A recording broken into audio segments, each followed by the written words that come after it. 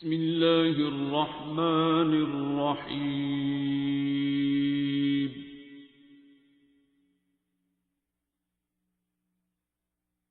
अर्रहमान।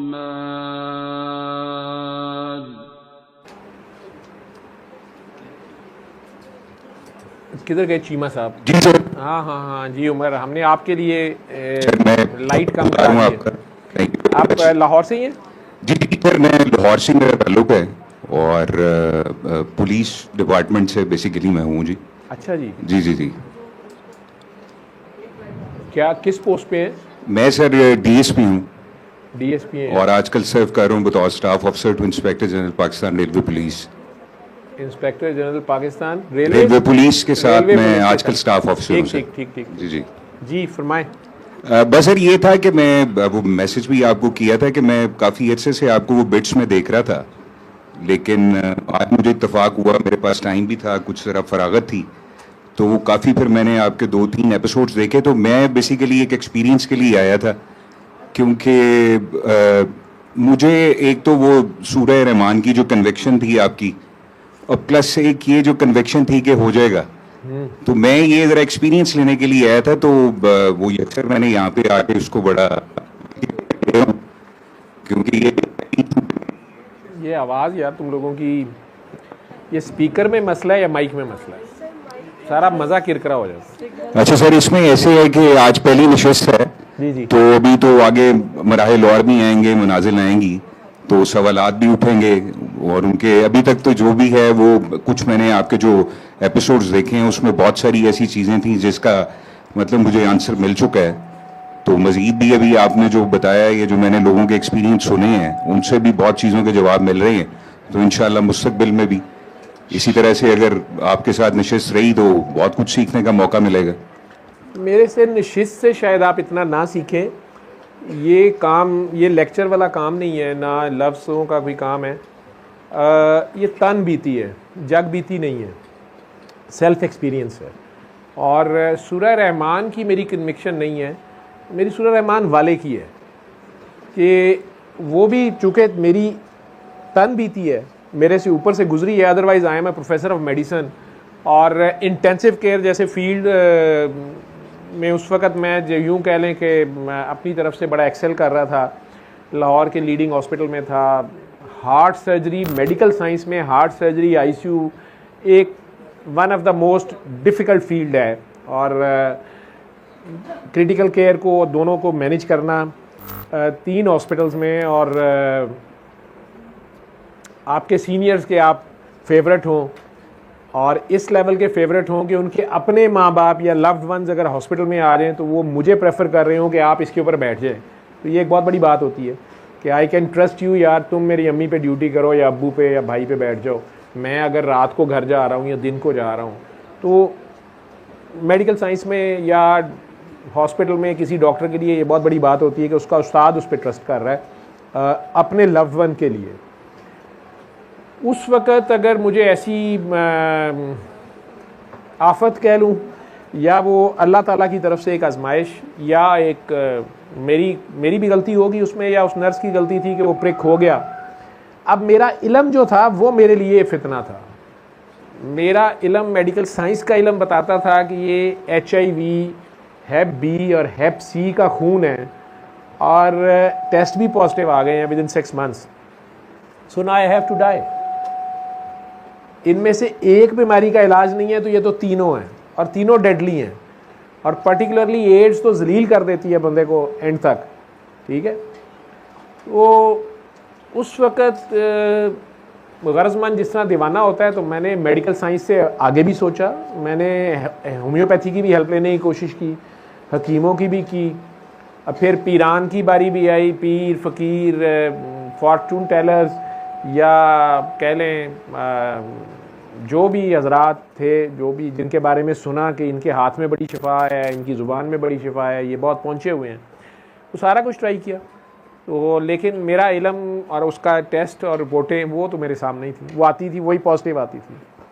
चूँकि मैं वो 2-2.5 साल, बल्कि आलमोस्ट 3 साल मैंने उसमें गुजारे, उस पेन में, और बीमारियां एज सच शायद मुझे उतनी शुरू नहीं हुई, क्योंकि तीनों ही बहुत स्लो ग्रोइंग भी हैं।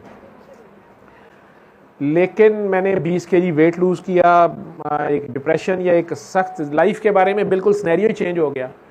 ना बच्चों से, ना बीवी से, ना घर से। पोस्ट ग्रेजुएशन मेरी ट्रेनिंग, मेरे जो करीबी दोस्त थे उन्हें समझ नहीं आती थी कि मैंने ट्रेनिंग पूरी कर ली है तो मैं एग्ज़ाम क्यों नहीं दे रहा, अपनी डेजिटेशन क्यों नहीं जमा कर रहा, मैं why I am wasting my time. तो जिन लोगों ने मेरे साथ ट्रेनिंग पूरी की वो पास आउट हो गए, कंसल्टेंट भी हो गए या स्पेशलिस्ट हो गए, मैं एग्ज़ाम ही नहीं दे रहा था क्योंकि मेरे पास कोई इंस्पिरेशन ही नहीं थी। मुझे दिल में ख्याल था कि अब फ़ायदा क्या है इसको करने का, या एक वो दिल ही नहीं करता था पेपर थीसिस लिखने को दिल। तो इस फ्रेम ऑफ माइंड में जब ये अचानक वो लेडी डॉक्टर मेरे सामने उस पेशेंट को सूरह रहमान सुनने का कहती है, 3 बार अल्लाह पानी वाली दुआ करवाती हैं, जो मैंने वाकया सुना है, आपने सुनाया कई बार, मैंने नेट पे होगा, आपने शायद सुना हो। कन्विक्शन मुझे क्या होनी थी, मैंने तो उसे डांटा था कि दिस इज़ फॉल्स हो।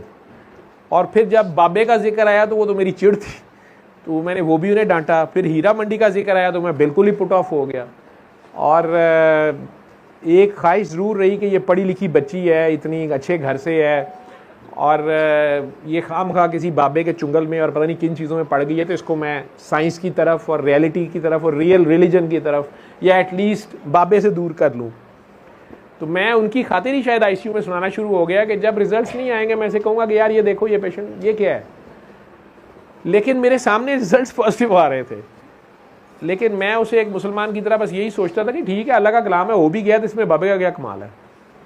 लेकिन फिर वो बाबा जी ने 6 माह के दौरान मुलाकात का इजहार कर दिया। फिर वो बिल्कुल ही 3-4 दिन मैसेज भेजने के बाद खुद फ़ोन कर दिया उन्होंने कि अगर आप नहीं आते तो मैं आ जाता हूँ।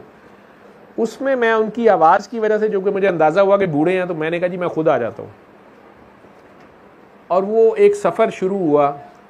उन्होंने पहले दिन जो कह दिया कि ये तुम्हारी दुआ है, तुम अपनी दुआ का जवाब है तुम्हारे, जो 10 साल से मांग रहे हो। तो ये इस चीज़ से भी मैं अब दोबारा बार क्लियर कर दूं कि मैं उनकी इस करामत से इतना इम्प्रेस नहीं हुआ था कि उन्हें कुछ मान जाऊं। डेफिनेटली मुझे 10 साल हुए थे, प्रिक हुए तो मुझे 2.5-3 साल हुए थे, बल्कि 3 हो चुके थे। और जो दुआ मेरी थी वो डॉक्टर बने मुझे 10 साल हुए थे, वो मैं हाउस जॉब से मान रहा था कि या अल्लाह तूने यार मर्ज़ की शिफा नाजिल की है, मुझे बता दे, मैं मुफ्त बांटूंगा।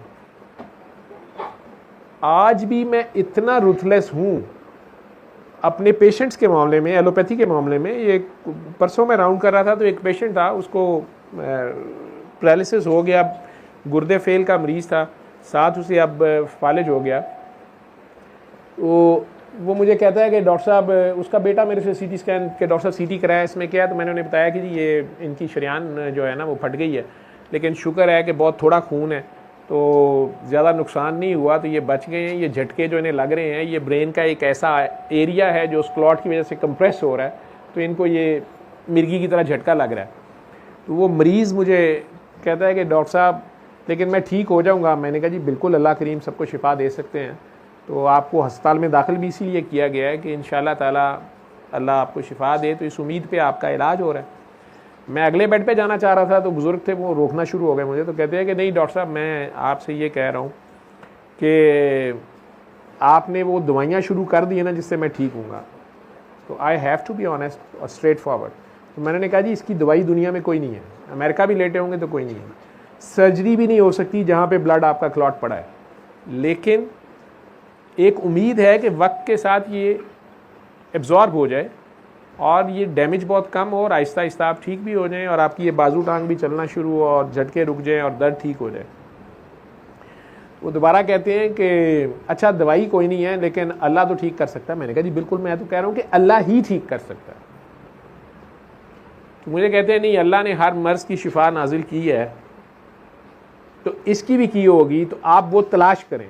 मैं कहा जी मैं तलाश कर रहा हूँ, डॉक्टर तलाश कर रहे हैं, वो तो पता नहीं कब तलाश होगी, फ़िलहाल नहीं है। मैंने आपको बताया है कि डॉक्टरी में नहीं है, ना न्यूरोसर्जन आपको हेल्प कर सकता है, ना न्यूरोफिजिशियन कर सकता है। हम जो सपोर्ट कर सकते हैं, आपका ब्लड प्रेशर ठीक रहे, आपके डायलिसिस होते रहे, आपकी शुगर ठीक रहे, और डायलिसिस के दौरान आपका ब्लड थिनर हमने देना है, उसमें ये ब्लीडिंग दोबारा ना हो जाए, ये हमने बैलेंस रखना है कि हम ब्लड थिन भी कम करें लेकिन डायलिसिस भी हो। तो हमारे ये मसले हैं, वो हम कर रहे हैं, आप परेशान ना हो। लेकिन नहीं मैं कल तक ठीक हो जाऊंगा, मैं कहा जी अल्लाह चाहे तो हो सकता है। नहीं, आप डॉक्टरी में बताएं। मैं कहा जी डॉक्टरी में ऐसी कोई चीज़ नहीं। तो उनका कोई रिलेटिव था, वो मेरे कान में आहिस्ता आहिस्ता कही जाए कि डॉक्टर साहब आप उनकी उम्मीद बनाएं। मैं कहा नहीं, मैं फॉल्स होप नहीं दे सकता। वो दोबारा कहते हैं कि नहीं, आप खुद मान रहे हैं, मुसलमान हैं, कि अल्लाह ने हर मर्ज़ की शिफा नाजिल की है, तो फिर इसकी शिफा आपको पता होनी चाहिए डॉक्टर्स को, आप किस चीज़ के पैसे ले रहे हैं। अब सर्विसेज अस्पताल में आप जितने के पैसे देते हैं, या आप भी सरकारी मुलाजिम हैं, तो डीएसपी को ये कौम जितने के पैसे देती है वो आपको भी पता है, ठीक है। वो तनख्वाह तो जो हमें मिल रही है, तो मैंने उन्हें फिर प्यार से दोबारा समझाने की कोशिश की कि जी आप बिल्कुल बिजा फरमा रहे हैं, सारी दुनिया के डॉक्टर इसका इलाज तलाश करने की कोशिश कर रहे हैं, रिसर्च हो रही है, अल्लाह करे आज ही पता चल जाए, शायद सुबह तक खबर आ जाए। कहते हैं कि आप ये बात माने कि अल्लाह ने हर मर्ज़ की शिफा नाजिल की है। मैं कहा जी मैं तो मानता हूँ। तो कहते फिर मुझे बताएं, मेरी अजीब उनकी सुई फंसी हुई, मुझे बताएं इसका क्या हल है। तो मैंने फिर कहा जी आप कसीदा बुर्दा शरीफ सुने। वो बड़े गुस्से से कहते हैं कि मैं आपसे ये नहीं पूछ रहा, मुझे मेडिकल इलाज बताएं। मैंने कहा मैं शायद मेडिकल ही बता रहा हूँ, ये वेव्स हैं एक ख़ास फ्रीक्वेंसी पे, ये ब्रेन में वहाँ इफ़ेक्ट कर सकती हैं जहाँ अभी हमारा इंस्ट्रूमेंट नहीं जा सकता, तो आप इसे सुन लें। वो कहने लगे नहीं नहीं नहीं, अल्लाह ने हर मर्ज़ की शिफा नाजिल किया, आप एलोपैथी में ढूंढे। अब उनकी ज़िद थी कि अल्लाह ने हर मर्ज़ की शिफा एलोपैथी में नाजिल की है, हालांकि मैं एलोपैथ होके मान रहा हूँ कि नहीं की है, ठीक है। तो फिर मुझे उन्हें कहना पड़ा एक फ़िक्रा कि जनाब मैं मान रहा हूँ अल्लाह ने हर मर्ज़ की शिफा नाजिल की है, लेकिन हर मरीज़ की नहीं की है। पता नहीं उन्हें क्या समझ आई, लेकिन थोड़ी देर बाद उन्होंने नर्सों का, एक नर्स को गालियाँ दी, फिर एक स्वीपर को गालियाँ दी। वो अगले दिन बेचारे बेहोश हो गए, मर्ज बढ़ गया उनका। खैर, वो जवाब सवाल बात जो मैं कर रहा था, ये सवालों में भी अच्छा लगता है। वो बच्चे को तो मैं उसके लेवल पे आके जवाब देने की कोशिश कर रहा था, मुझे समझ थी ये वो ख़तरनाक एज होती है, उसका बड़ा भाई, उसका प्यारा उससे चला गया और 1 साल उसने उसके सामने स्ट्रगल किया, उसके भाई ने। उसकी माँ बाप उसे कुछ ना कुछ समझाते होंगे, अब उससे उस ट्रॉमा को देखा नहीं जाता, उसके सवाल होंगे, और जब माँ बाप बात कर देते हैं कि अल्लाह की मर्ज़ी, तो बच्चे को तो नहीं समझ आती। तो ये वो क्रिटिकल स्टेज होती है जहाँ बच्चा इन सवालों के साथ कई बार एथिस्ट हो जाता है कि आप माँ बाप की बातों को अगर आप उसे ब्लफ करते हैं, तो वो उन रियलिटीज़ को जब बाद में उसको पता चलता है कि मेरे साथ झूठ बोला गया था, तो वो आपके पूरे के पूरे बिलीफ के ख़िलाफ़ हो जाता है। तो ये वो जगह जहाँ पे उसके लेवल पे आगे जवाब देना पड़ेगा उसको, और प्लस उस ख्याल से भी निकालना पड़ेगा। ठीक है, उसका भाई चला गया, एक माँ के लिए 2 महीने तो कोई चीज़ नहीं है, लेकिन रब भी 3 दिन तक तो रोने की भी इजाज़त देता है, उसके बाद तो कहता है कि यार चीज़ मेरी थी, तू किस खाते में रो रहा है, तेरी पहचान अभी तक नहीं है कि ये तेरी चीज़ नहीं थी। लेकिन स्टिल एक माँ को ये कहना कि तुम्हारी चीज़ ही नहीं थी, बड़ा 2 महीने बाद ही वो खुद मान जाएगी, वो तो मान रही है, लेकिन उस बच्चे को, वो जो 8 साल का बच्चा है, 9 साल का, तो वो कह रही थी कि मैं वहाँ से आ गई हूँ, मेरे पास इसके सवालों के जवाब नहीं है। मैंने कहा ले आइए। अब उसके सवालों के जवाब मैंने घुमा फिरा के बात अल्लाह की फाइनलिटी पे रखी है ना, और उसको ये बात अच्छी है, वो ऐसा मोमिन या मुसलमान है कि बहरहाल वो अभी से मान रहा है उस अल्लाह को, जिसको ना उसने देखा है, सिर्फ उसके बारे में अपने माँ बाप से सुना है, लेकिन माँ बाप की कन्विक्शन उस पर इफेक्ट कर रही है। और साथ एक छोटी सी कोशिश की है कि ख्याल उसका चेंज कर दूं, इसी में सोची जा रहा है, तो उससे ज़्यादा छोटे का बदल गया है। पता नहीं माँ को रास्ते में तंगी ना करे कि दूसरा फूल किसको देना है। तो उसका कांटा, वो जो उसका लॉन्ग प्ले होते थे, LP, छोटे छोटे डिस्क होती थी, पहले होती थी, तो उस पर वो माइक्रोफोन रखते थे, उसकी नीडल रख के प्ले करते थे। तो उसकी सुई जो फंसी हुई थी, निकालने की कोशिश तो की है। तो वो तो बच्चों के साथ है। आपके जो सवाल फंसे हुए हैं या आते हैं ज़िंदगी में, वो ज़िंदगी के तजर्बात से ही आते हैं, और बहुत से अनआंसर्ड होते हैं। मेरे रब ने जो मेरे पास सवाल, अगर कोई 10-15 साल की एज में भी है, मैंने 14 साल की एज से यतीमी काटनी शुरू की थी। किसी ने बड़ा अच्छा मैसेज किया हुआ है, उन्होंने तो डेयर किया हुआ है कि इसको प्ले करके दिखाएं। मैं कहा सदफ तो सो गई है, तो सदफ को किया हुआ था कि डॉक्टर साहब ने व्हाट्सएप बंद होने का बहाना किया हुआ है, तो अगर तुम लोगों की ज़रूरत है तो ये वॉइस क्लिप चलाओ। तो उसमें उन्होंने अपने अंदाज़े बयान किए हुए थे, अच्छा अंदाज़े बयान है उनका, खूबसूरत है, कोई कुवैत में बैठी हैं। लेकिन बात यह है कि सवालात जवाबात, एक बात मैं आज ही आपको बता दूं कि जितने सवाल आपके अंदर हैं ना, इनके जवाब आपके अंदर हैं। ये जब तक आपके अंदर से जवाब नहीं आएगा ना, आप मेरे से सुन के अच्छा लगेगा, बाहर जाएंगे फिर भूल जाएंगे, सवाल वहीं खड़ा होगा। लेकिन जिस दिन ये जवाब अंदर से आएगा उसी को आप मानेंगे। वो सवाल बाद में पैदा होता है, जवाब पहले मौजूद होता है। ये याद रखिएगा, ये उसका निज़ाम है। जवाब पहले मौजूद होता है तो सवाल पैदा होता है, अब उसका जवाब तलाशना होता है। अगर सुई मेरी सड़क पे गिरी है और मैं इस कमरे में ढूंढता रहूं तो नहीं मिलेगी, वो वहीं से मिलनी है। जहां से सवाल आ रहे हैं जवाब वहीं मौजूद है। लेकिन ये उसकी शान है, हम सबको कई वैरायटीज़ के साथ नवाजता है और चलाता है। तो मुझे नहीं पता आपने मेरी कौन सी वाली वीडियोस देखी हैं या जो भी अल्लाह ने आपकी नज़र से गुजार दी। और ये दुआ की महफिल, मुझे तो नहीं पता था कि आप फ़ील लेना चाह रहे हैं। मैंने कभी किसी को पहले मैसेज पे इस तरह नहीं बुलाया।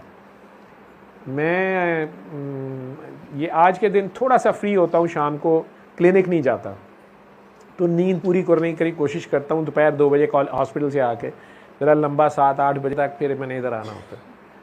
तो आज तो मैं खूब लंबी तान के सोया, फिर उठ के मैंने फटाफट व्हाट्सएप से अगर कोई मैसेजेस आए हों, कोई पुराने लोग जैसे यहाँ पे कुछ लोग बैठे हैं, कई बार आए हैं, वो हर बार उन्हें होता है वो फ़ोन चेंज कर लिया है, वो फ़ोन गुम गया है, वो फ़ोन गिर गया है, लोकेशन खो गई है, दोबारा भेजें। मैंने भी अभी चंद दिन पहले जब मेरा व्हाट्सएप क्रैश किया तो मैंने ये काकी जी को उस दिन क्लिनिक बैठे देखा कि मेरा जो सेव डाटा था उसमें से फिर भी सूरह रहमान की ऑडियो क्लिप नहीं थी। तो मैंने इन्हें मैसेज किया कि मुझे सूरह रहमान की क्लिप भेज दें, क्योंकि वो व्हाट्सएप वगैरह पे जो मैं प्ले करता उसमें एड, वो यूट्यूब वगैरह पे तो एड्स आ जाती हैं। फिर कसीदा बुर्दा शरीफ मुझे पता चला वो भी बीच में नहीं था, मैं वो भी इनसे मांगा। लेकिन अदरवाइज़ जो बंदा बार बार जो वैसे दुआ कराता है या मेरे साथ मिला होता है, वो बार बार मुझे या व्हाट्सएप ग्रुप में कहीं वो बार बार कहते हैं ना हर चौथे दिन, वो ज़रा सूरह रहमान भेजना, वो ज़रा कसीदा भेजना। तो मुझे हैरानी होती है कि इसके फ़ोन में सेव क्यों नहीं है। एक बार तो लूज़ हो सकता है, 2 बार भी लूज़ हो सकता है। तो वो इस चक्कर में मैंने फटाफट देखा कि वो लोग दूसरे शहर से आए थे और काफ़ी बुज़ुर्ग खातून है, मैं उनकी रिस्पेक्ट बड़ी करता हूँ। मैंने उन्होंने रब्ता किया हुआ था उनके बच्चों ने कि हम आए हुए हैं लेकिन हमें लोकेशन खो गई है। तो मुझे ये नहीं पता था कि जब मैंने मैसेज पढ़ा था मैं सो गया था, मैंने लोकेशन भेजी थी कि नहीं भेजी थी। मैंने उस चक्कर में खोला तो आपका मैसेज सामने पहला निकला। तो मैंने उसे थोड़ा सा पढ़ा तो मैंने आपको अपना रूटीन का मैसेज भेजा, योर नेम, एज, सिटी और प्रॉब्लम या कुछ। उसके बाद मैं उन्हें लोकेशन भेजना शुरू हो गया। बाय द टाइम मेहमान आ गए, उन्हें देखता रहा, तो बाद में आपका मैसेज फिर आ गया सामने।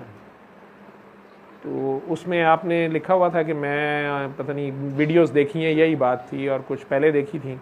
मैंने आपको पता नहीं मैं क्या आया दिल में, मैंने आपको लोकेशन भेज दी। और यहाँ आके भी आप ही का नाम याद था, उमर चीमा, और अब आपने पुलिस का बता दिया। तो मुझे हंसी आई कि बाबा जी की पुलिस वालों से बड़ी दोस्ती, पता नहीं अजीब सा उनका ताल्लुक़ था। उनके कॉलम्स भी मैंने देखे हैं 1-2, उसमें उन्होंने बड़ी जो आपकी कांस्टेबलरी है, जो पुलिस लाइन में जैसे वो जाते हैं, वो सारा उन्होंने नरेट किया हुआ है, भी अंदर तक गए हैं कि यार उन्हें तुम लोग शेर की खाल पहना देते हो, वर्दी पहना देते हो, वो बेचारा बाहर शेर बना रहता है डंडा पकड़ के, रात को जो चारपाई उसे देते हो वो टूटी हुई होती है, मच्छर वहाँ चल रहे होते हैं, पंखा कभी चलता है नहीं, लंगर के नाम पे दाल जो मिलती है उसमें घी नाम को नहीं होता। बड़ा डिटेल में उन्होंने कॉलम लिखा हुआ है।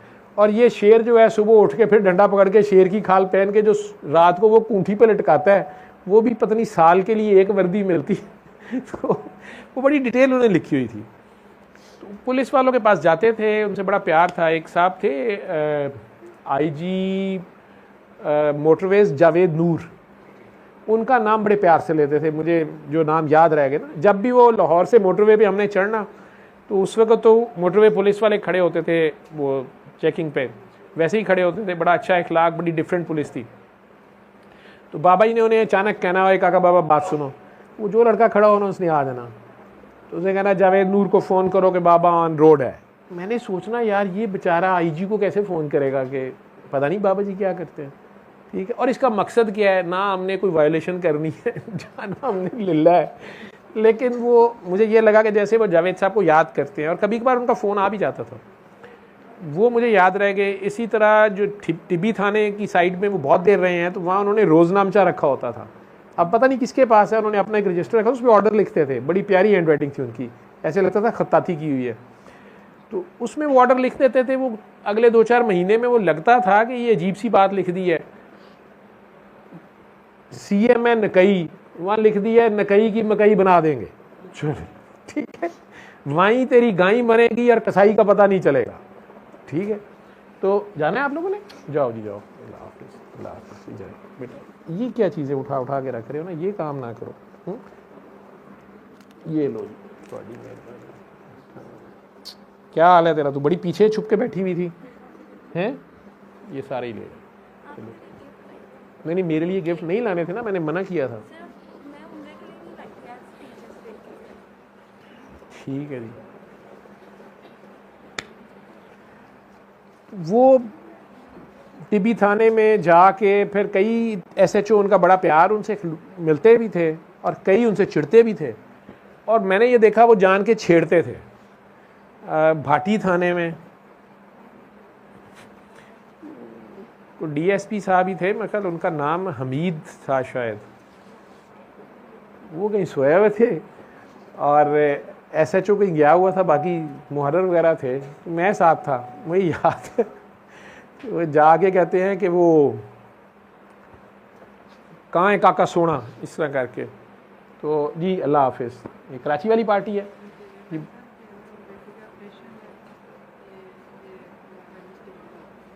अल्लाह से दुआ करें, अल्लाह खैर करेगा। आप मेरी बात काटते हैं सारे, और आप लोगों को पता भी नहीं है कि मैं क्या बोल रहा होता हूँ, ठीक है। तो आप कराची से आके आप इतनी ज़्यादा बड़े सिलसिले से जुड़ी हुई रही हैं, सारे अदब आप जानती हैं। मैंने आज भी आपको मना किया, आप ये हर बार ला के बेटी का ऑपरेशन अल्लाह ने करना है, मैंने करना है। जब मैंने दुआ बता दी है, ठीक है, तो आप लोग ऑटो पे आ नहीं पा रहे। मुझे अब ब्लंट होने को कहा गया, मुझे समझ नहीं आ रही मेरी तबीयत के खिलाफ मैं इतनी सख्ती करूँगा कैसे, लेकिन बहरहाल मुझे बड़े क्लियर वार्निंग दी गई है। तो आप लोगों की मेहरबानी है जी। मैं भी दुआ, नबी करीम सल्लल्लाहु अलैहि वसल्लम दुआ कर गए ना सारों के लिए रो के, क्या वो काफ़ी नहीं है हम सबके लिए, ठीक है। फिर भी एक तरीका बता दिया, वो करें तो सही ना, ठीक है जी। अल्लाह हाफिज़, अल्लाह खैर रखे। तो मुझे आज तक वो नहीं बात याद कि मैं, मतलब वो वजह नहीं समझ आती थी, वो छड़ी मारती दरवाजे वो मुहर्रर खैर उनसे प्यार करता था, वो खड़ा हो गया, तो उन्होंने कहा बाबा जी वो तो गया हुआ है काका, वो यार वो एक ही तो मोमिन है, अंदर बाहर से एक जैसा है। तो मैंने भी दिल बड़ा किया कि बड़ा अच्छा बात है, कौन मोमिन है। उसी देर में थानेदार आया, तो वो बहुत काला स्याह था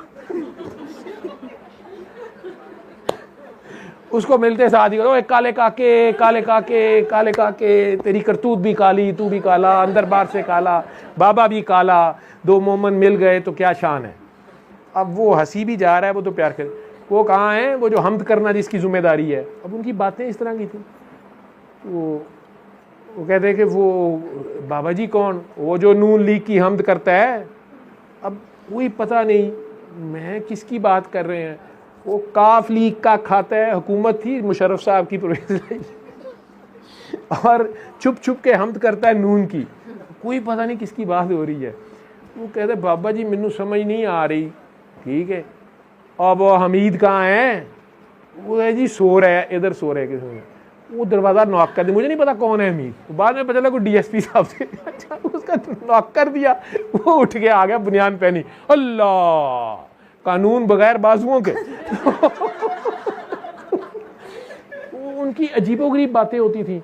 अब वो बंदा सख्त आवाज़दार, और बाबा तेरी जान नू राम नहीं, ठीक है, कहते तेरी जान ते जज्जे चली गई, तेनू सीट लैके दे गई, वो जद्दे दौड़ गई, तू इत्थे लम्मा पिया मंजी दे उत्ते मच्छर मारना पिया। मुझे कोई पता नहीं। डॉक्टर बाबा इनके जुम्मे हमद करना है। वो पता चला उनका नाम हमीद था, ठीक है, और ये सो रहा है, ठीक है, जिसकी करनी है वो जाग रहा है। ओए जागते रहो जागते रहो, चलो काका बाबा चले। वो बेचारे को सोए हुए को जगा दिया। कितने सालों बाद वो मुझे मिला, मैं नहीं जानता था, मैं भूल चुका था बात। तो उसके भाई को कैंसर हो गया था कहीं, वो ढूंढता ढांढता मेरे तक पहुंचा। अब उसने मुझे याद कराया, बाबा जी का बता रहा, मेरा तो उसको याद नहीं था। तो मुझे कहता है वैसे मैं रहा हूँ भाटी थाने, तो वो मेरे साथ उनका अजीब सा ताल्लुक था। वैसे मैंने तो कभी इधर नहीं लेके जाना। किधर लेके जा रहे हो इन्हें?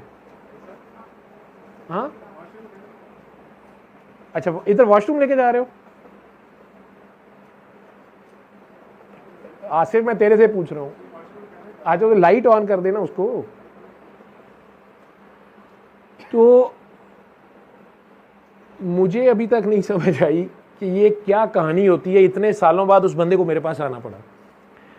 और उसके भाई को खैर आंतों का कैंसर था, शौकत खान वालों ने ऑपरेट कर के फिर उन्होंने कहा जी हम अब इससे आगे कुछ नहीं हो सकता, ये स्प्रेड कर गए जो भी है। मुझे सुनाता रहा तो मुझे एकदम, मैंने कहा जी आपका नाम क्या है? जी हमीद नाम अब्दुल हमीद नाम है मेरा। मैं उन दिनों DSP होता था ये। मैं कहा जी आप एक बार बुनियान में सोए हुए थे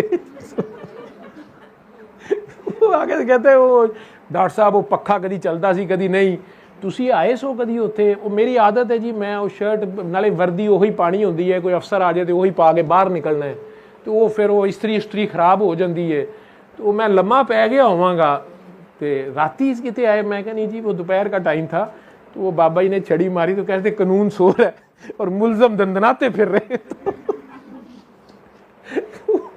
वो बाबा जी से गश्त कहते थे, थाने की गश्त कर लें, पता नहीं जगाने जाते थे कि धमकाने जाते थे, मुझे नहीं पता। लेकिन मुझे वो आज वो भी याद आ गया आपकी बात से। पुलिस वालों से उनका अजीब सा प्यार था, वो ज़रूर प्यार भी उन्हें करते थे। DIG ऑफिस आपका जो है ये लेडी मैकलेगन स्कूल के पीछे जो है, वहाँ पे वो वाक़या मुझे नहीं भूलता। उनके मैंने एक बार वाक़या सुना दिया तो वो DIG साहब की बेगम और बेटी मेरे पास आ गई। उन्होंने उस ज़माने का उन्हें वाक़या पता था, वो ढूंढती हुई मेरे तक पहुँच गई। तो वहाँ पे मैं चला गया, मुझे नहीं पता था, बल्कि मेरे अपने कज़न सेकंड कज़न लगते थे, भाभी के भाई भी थे, इरफान महमूद साहब, आप लोगों के बड़े सीनियर ऑफिसर रहे हैं, वो सुना होगा। मुझे उनका भी नहीं पता था कि भाईजान इरफान का घर भी इधर है तो दफ्तर इधर है, तो नहीं तो मैं शायद घुसता ही ना, वो बड़े स्ट्रिक्ट से थे। तो बाबा जी लेके चले गए उधर, और वो दूसरे एक DIG साहब थे, उनके साथ पंगा भी हो गया। पता नहीं वो क्या चक्कर होता था, हमें तो आज तक वो बातें नहीं समझ आई। कि वो तस्बीह कर रहे थे, उन्हें मना करी जाए कि तस्बीह ना कर, वो बेचारों को पैरालिसिस हो गया, गिर गए, फिर आ गए। मुझे गाड़ी में बिठा के कहती है कि एम्बुलेंस के पीछे गाड़ी लगा दो, फिर डॉक्टर्स हॉस्पिटल तक आए। और मुझे याद है कि यहाँ भी वो मेरे कज़न थे दूसरे, आरिफ मुश्ताक साहब, डॉक्टर आरिफ मुश्ताक, वो भी उनका सुन के कहीं पहुँचे होंगे। उन्होंने मुझे बाबा जी के साथ देखा तो ला लिया, यार तुम किसके साथ फिर रहे हो? मैं कहा जी मेरे बाबा जी है, मैं जा रहा हूँ। तो अल्लाह जाने ये क्या वाक़यात थे, क्या इनकी कहानी थी, जब तक आपके ऊपर से नहीं गुजरती ये आपको नहीं समझ आती। और उनका वो अब्दुल हमीद साहब से प्यार था कि अब्दुल हमीद साहब को तो उस वक़्त प्यार समझ आता था या नहीं आता था। अब वो बाबा जी का नाम लो तो वो रोना शुरू कर देते थे। ये कुछ साल पहले भी मेरी मुलाकात हुई है, उनके भाई उनका माशाल्लाह ठीक है, वो खुद इस तरह पहुँचे कि उन्हें शौकत खाना में, जब वो कहीं ऑपरेट था उसका भाई, वहाँ शौकत खाना में सूरह रहमान कहीं उन दिनों लगती थी सुबह, आजकल पता नहीं लगती है कि नहीं। उसके भाई ने नर्सिस को कहा कि मुझे ये 3 टाइम लगा के दें, मेरी दर्द इस दौरान ठीक रहती है। फिर उन्होंने फ़ोन से सुनना शुरू कर दिया, फिर किसी ने वहाँ उन्हें गाइड किया, फिर वो ढूंढते ढांढते मेरे पास पहुँच गए, क्योंकि हॉस्पिटल वालों ने वैसे भी जवाब दे दिया था, सर्जरी उसकी हो गई थी, वो क्योरेबल नहीं था, मेटास्टेसाइज कर गया हुआ था मेडिकली। तो अल्लाह ही जाने उस बंदे का क्या चक्कर था, वो ठीक होता गया, मेडिकली हमें भी नहीं समझ आई।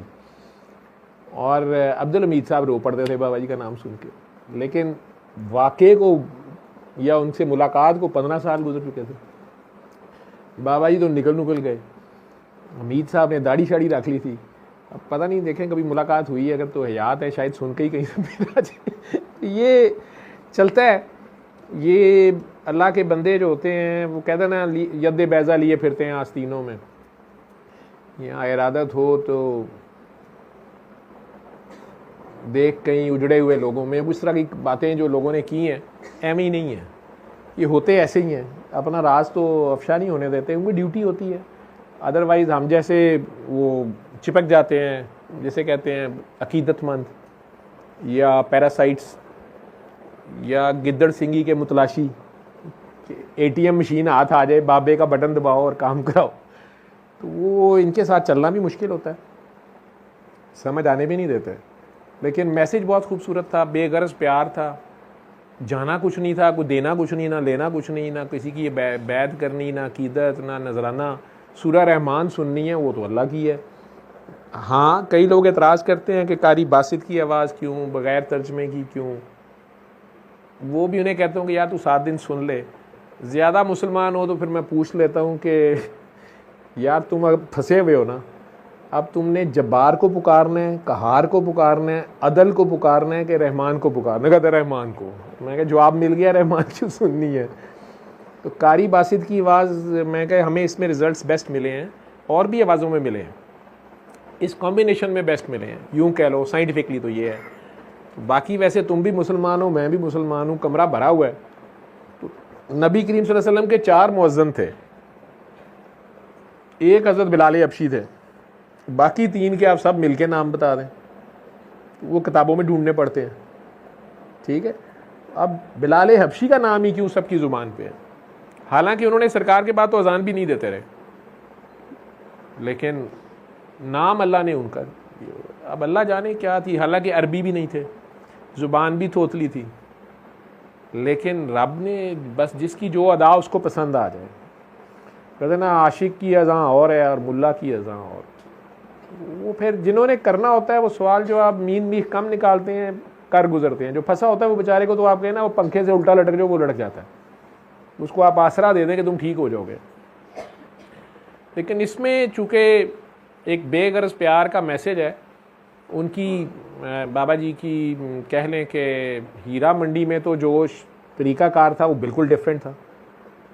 मैं अपने आप को औकात में रखने के लिए ये बात याद रखता हूँ कि हीरा मंडी की काकी धमाल कर रही होती थी या मुजरा कर रही होती थी, और वो कहते थे मरीज़ को कि यार इसके पाँव को, काकी के पाँव को देखो, तेरे शफा हो जाएगी, तेरा काला पीला ठीक हो जाएगा। लोग फतवे देने शुरू हो गए कि अस्तगफिरुल्लाह, तौबा तौबा। लेकिन वो काकी के पाँव को देखता था, नहीं देखता था, वो ठीक होता था। और काकी भी सोच चेंज हो जाती थी और बाद में उसकी भी कहीं शादी करा देते थे। वो कहती हैं, उनके इंटरव्यूज़ पढ़े हैं कि हम परेशान हो जाती थी, रोती रहती थी रातों को, बात को। वो काकी की सोच में लहदा चेंज आती थी, कई साथ लेके आने वालों के चेंज आ जाती थी, मरीज़ ठीक हो के भी बकवास कर रहा होता था। ये भी नसीबे की बात है। तो मैं ये याद रखता हूँ कि अगर उस काकी की धमाल से बंदा ठीक हो जाता था, उस वक्त तो बाबे का मीडियम वो था। अब डॉक्टर जवेद साहब या निगत चौधरी साहबा कथक डांस करती थी तो भी मरीज़ ठीक हो जाता था। तो अब डॉक्टर जवेद साहब भी मैसेज बता रहे हैं तो ठीक हो रहा है। तो इसमें कमाल ना डॉक्टर जवेद का है, ना निगत चौधरी का है, और ना उस काकी का था। और अगर मेरा है तो फिर उस काकी का मेरे से बहुत ज़्यादा है। उस जगह पे बैठ के उसने बाबा का साथ दिया, और उस मैसेज में, और इस तरीके से मैसेज देना या शिफा बांटना। लेकिन इसका मतलब है कि मेरी कोई औकात नहीं है, मैं बस एक मीडियम, एक कठपुतली हूँ।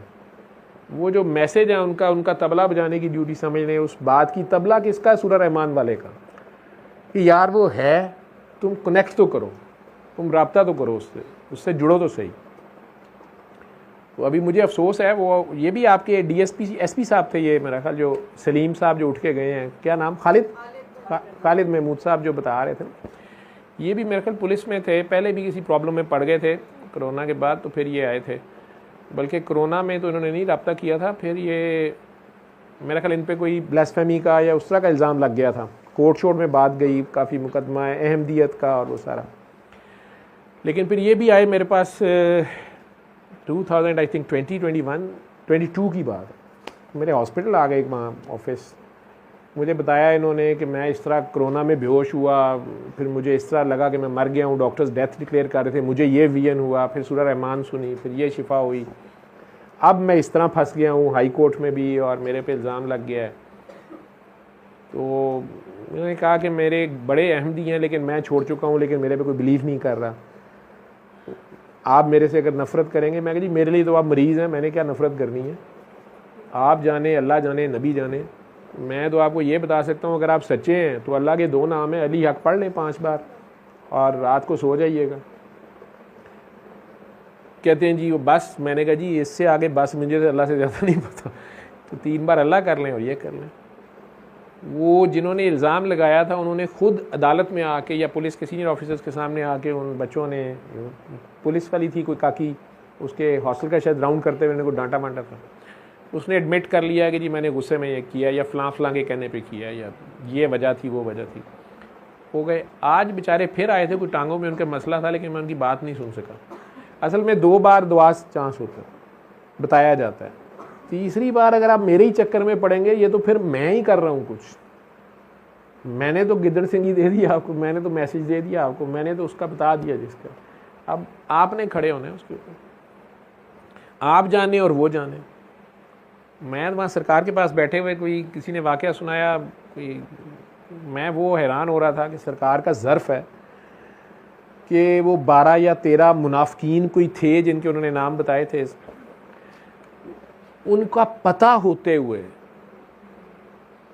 वो उधर उनके पास बैठते होंगे और उन्हें कुछ नहीं कहा। और वो भी सिर्फ जब वो तबूक से वापसी पे, वो जब वो कातलाना हमले का था उनकी प्लानिंग, तो तब बताया।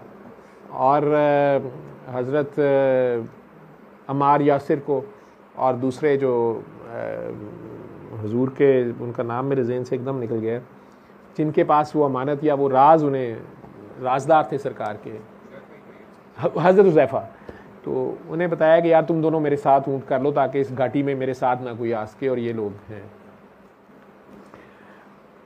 बाद में भी वो लोग रहे, और मैं सोच रहा था कि हमें पता नहीं, हम में से उनमें से कईयों के लिए रज़ी अल्लाह भी लिखते होंगे, ये रब भी जाने, और सरकार का ज़र्फ़ है कि उन्होंने नहीं वो बात ओपन की।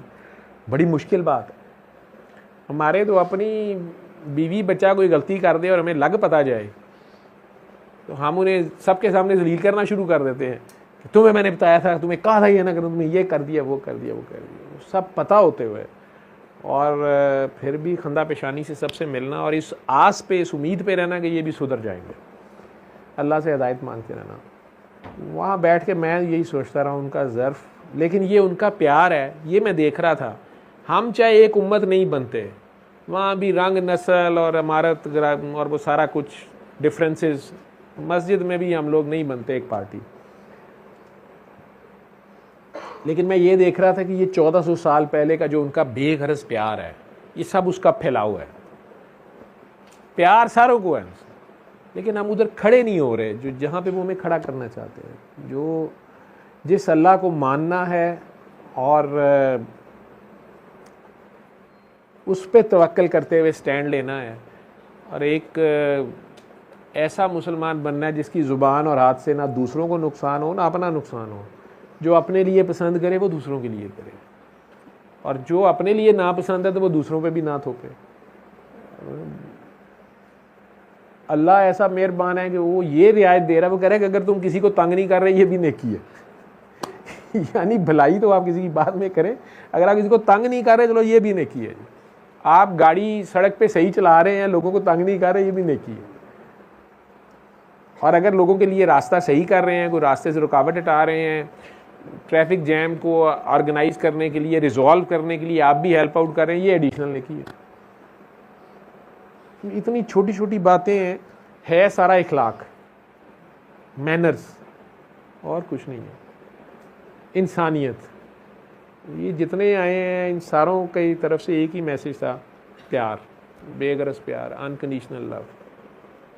उसकी खातिर जिस बेगर्जी और बेलौसी से, बेनियाजी से वो हमें नवाज रहा है, हम उसकी तर्जुमानी करते हुए आपस में भी कुछ ऐसे ही डील कर लें, वो हमसे होता नहीं। मुझे तो यही मैसेज मिला, कोई लेक्चर तो है नहीं, एक तरीका शिफा है। ना मैं कोई मज़हब का आदमी हूँ, ना कोई आलिम हूँ, एक डॉक्टर हूँ और बहुत ज़्यादा जानता भी नहीं हूँ। एक तरीका इलाज है, वो ज़रूर बता रहा हूँ फ़ी सबिलिल्लाह, और जो कर ले वो आगे बता दे, मेरे पास आना ज़रूरी नहीं है, मेरा इसमें कोई कमाल नहीं है। चलें दुआ कर लेते हैं, फिर आगे बात करते हैं। आंखें बंद कर लें। तरीका इलाज यही है कि सूरह रहमान कारी बासित मिस्री की आवाज़ में बग़ैर तर्जमे की जो तलावत है, उसको हर मसले के लिए सुबह, दोपहर, शाम 7 दिन सुनना है और पास पानी रख लेना है उस अल्लाह के आगे पेश होके जो बहुत रहमान और रहीम है।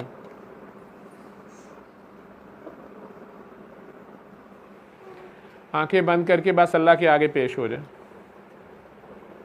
खुद को अल्लाह के आगे पेश करें कि आप हैं और अल्लाह है।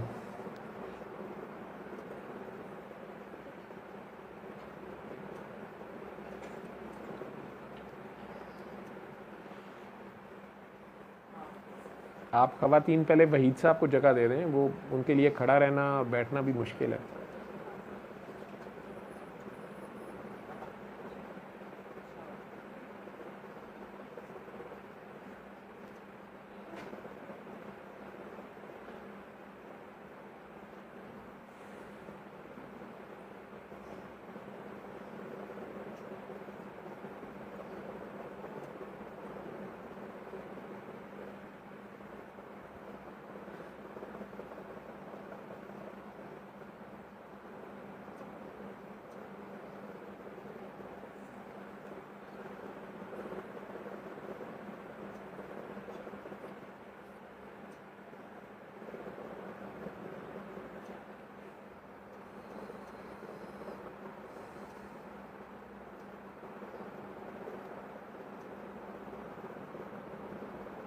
अपना ध्यान अपने अल्लाह के रूबरू करके जितने प्यार से उसको अपने दिल में ज़ुबान हिलाए बगैर, होंठ हिलाए बगैर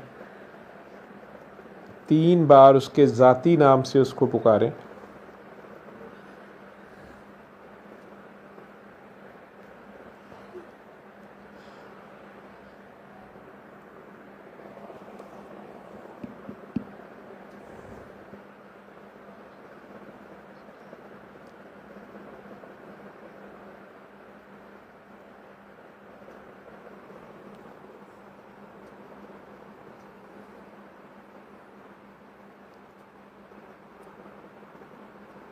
उसी तरह प्यार से पुकारें जैसे नबी करीम सल्लल्लाहु अलैहि वसल्लम अल्लाह को पुकारते होंगे बदर में खड़े।